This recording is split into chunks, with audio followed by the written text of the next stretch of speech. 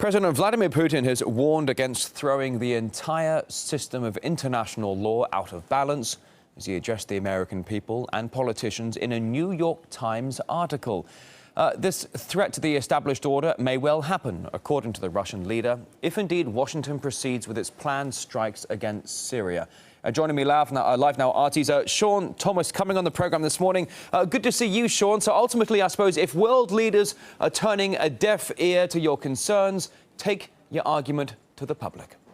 Well, certainly an interesting development, Rory. This article was strong but full of hope from President Vladimir Putin in the New York Times. It was called A Plea for Caution from Russia, and it directly addressed the American people in what Putin calls a time of insufficient communication between societies.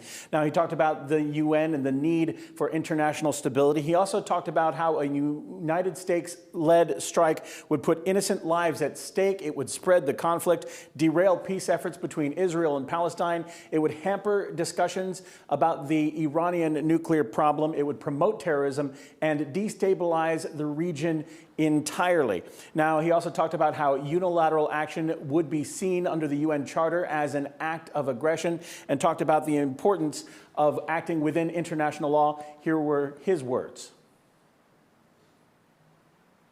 If you cannot count on international law, then you must find other ways to ensure your security. Thus, a growing number of countries seek to acquire weapons of mass destruction. This is logical. If you have the bomb, no one will touch you. We're left with talk of the need to strengthen non-proliferation, when in reality, this is being eroded. One thing the president also talked about was the idea of the culture of military intervention into foreign internal conflicts being alarming, and asking the question, why does America want to repeat the mistakes of the past, invoking the memory of Iraq and Afghanistan, which is currently still going on. Now, on the need to consider the UN investigation, which we are still waiting results from, he basically brought up the idea that we're not yet sure who exactly used these weapons, these chemical weapons, and these were his words.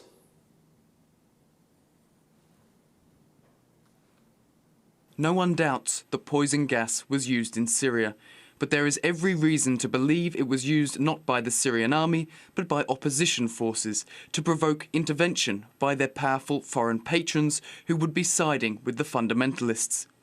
Reports that militants are preparing another attack, this time against Israel, cannot be ignored. Now, these reports that the president mentions, we've been reporting on it here on RT from local sources, on the ground RT sources, that an attack on Israel from the rebels could happen using chemical weapons, and that's something that he is discussing there. Now, President Putin quoted President Obama on the idea of American exceptionalism, warning that that is a very dangerous idea. And he, in fact, invoked the idea of the American Declaration of Independence, stating that while there may be big countries and small countries, poor countries and rich countries, that all countries are indeed created equal. But still, Vladimir Putin is hopeful for diplomacy. He talked about his relationship both personally and professionally with President Obama, and said that it is one that is marked with growing trust, and he appreciates that. So right now, Vladimir Putin addressing the American people directly and hoping for diplomacy to win out. All right, RT's Sean Thomas there, right outside the Kremlin. Thank you.